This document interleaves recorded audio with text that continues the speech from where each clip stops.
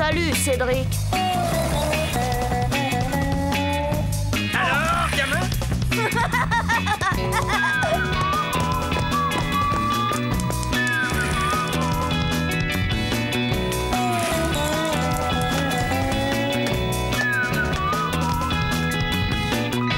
Quelle vie on mène tout de même quand on a 8 ans.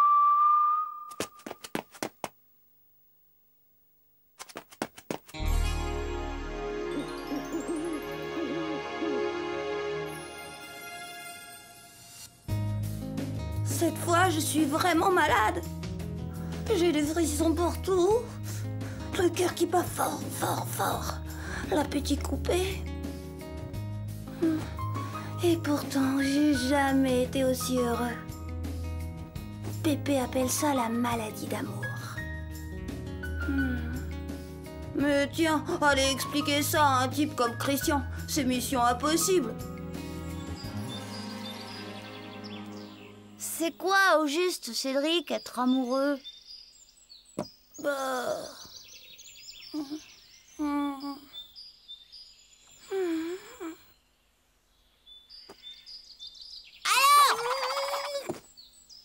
Suppose qu'en te baladant, tu croises un groupe de filles. N'importe où. Dans la rue, par exemple. Oui. Mais alors là, je vous dis pas des filles. Tout d'abord, aucune d'entre elles ne t'intéresse. Et puis soudain, en y regardant de plus près, tu en aperçois une qui n'a pas l'air comme les autres. Elle te paraît plus jolie. T'as l'impression qu'elle a quelque chose en plus, même si tu sais pas trop quoi.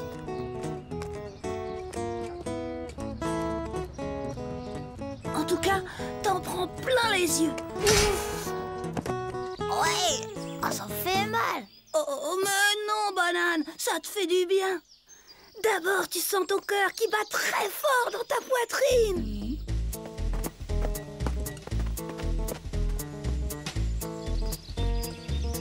T'as chaud partout, tu sues à grosses gouttes.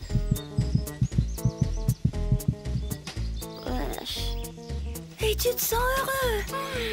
Heureux, tu peux pas savoir. À partir de ce moment-là, il n'y a plus qu'elle qui compte. Ouais, tout ça, c'est quand t'es avec elle, mais quand elle est pas là. Alors là, mon vieux, c'est la cata. Tu te demandes ce qu'elle fait, si elle pense un tout petit peu à toi, si elle va pas te laisser tomber, si... Tout ça? Et tu te sens malheureux. Tu peux pas savoir. Qu'est-ce qu'il a, Cédric? Ça ne va pas? Il est malade?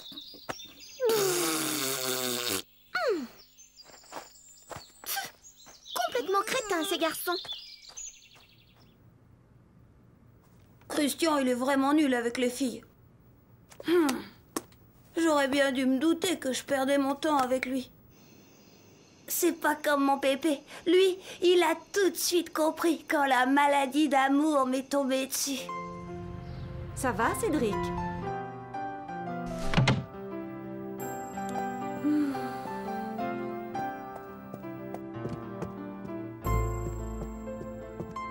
Alors? Rien. Il reste là, assis sur son lit avec ce drôle de sourire. Comme s'il attendait quelque chose. Et t'as pas essayé de lui parler? Bien sûr que si. Et Robert a essayé aussi, mais on dirait qu'il n'entend rien, même pas ce qu'on lui dit. Oh, papa! Mais qu'est-ce qui lui est arrivé? Je commence à me demander si Robert n'a pas raison de vouloir appeler un psychiatre. Ça, c'est tout lui. Décidément, il est temps que je m'en mêle. Mais papa, où est-ce que... Laisse-moi faire, je vais m'en occuper.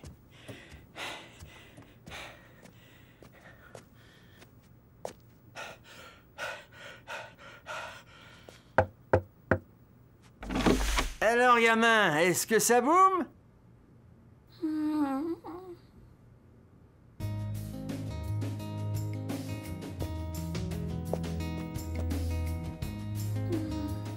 Dis donc, si tu crois que j'ai risqué 10 infarctus en montant jusqu'ici pour te voir sourire aux anges...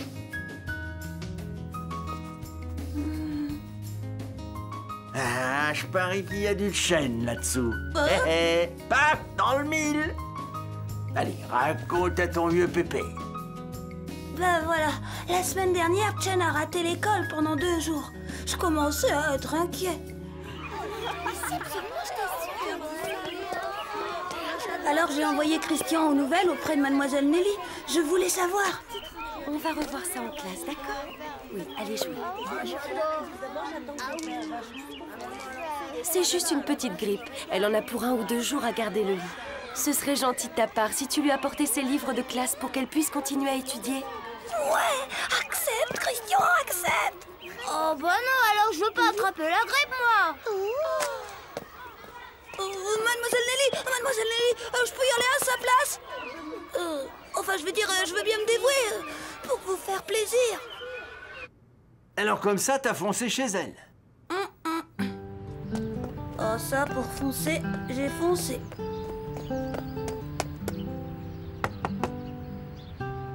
Oh, bonjour Cédric. Bonjour, Madame Yaoping. Je viens de la part de Mademoiselle Nelly. J'ai des livres pour Chen. Comme c'est gentil. Entre.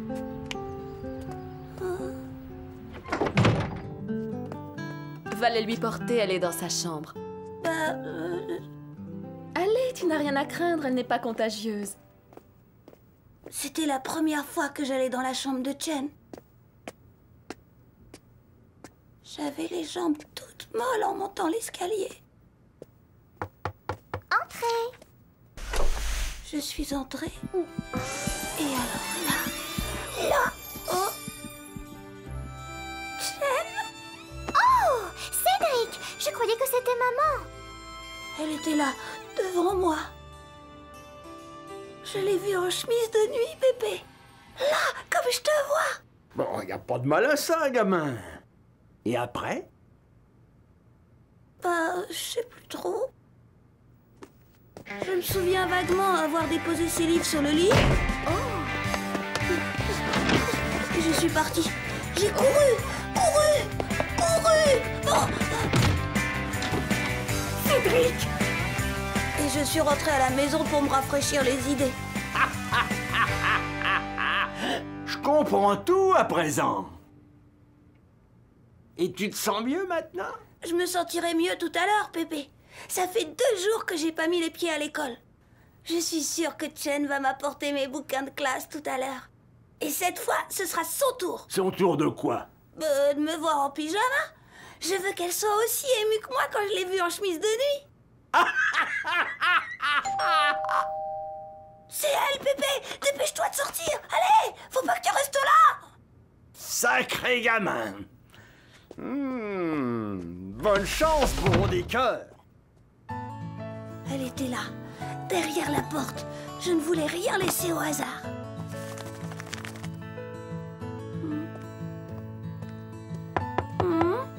Entrez. Salut, Cédric. Nicolas, crédit, mais qu'est-ce que tu fais là? Bah, je t'apporte des bouquins. Des bouquins? Mais qui t'a dit de m'apporter des bouquins comme si j'en avais quelque chose à faire? Cédric, qu'est-ce que ça veut dire? Tu n'as pas honte? Évidemment, c'était un coup monté. Nicolas était tellement jaloux à l'idée que Chen m'apporte mes livres qu'il s'était débrouillé pour la remplacer. Ça m'avait fichu un sacré coup au moral. Cette fois, j'étais au plus bas. La déprime complète.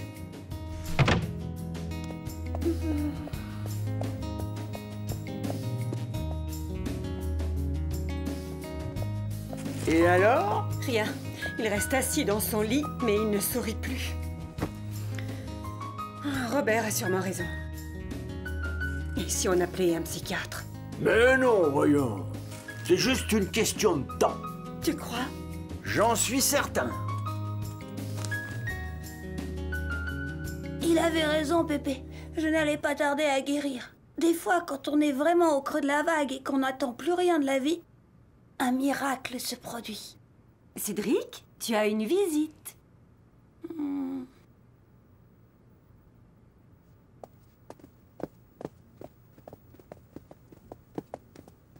Bonjour, Cédric. Chen!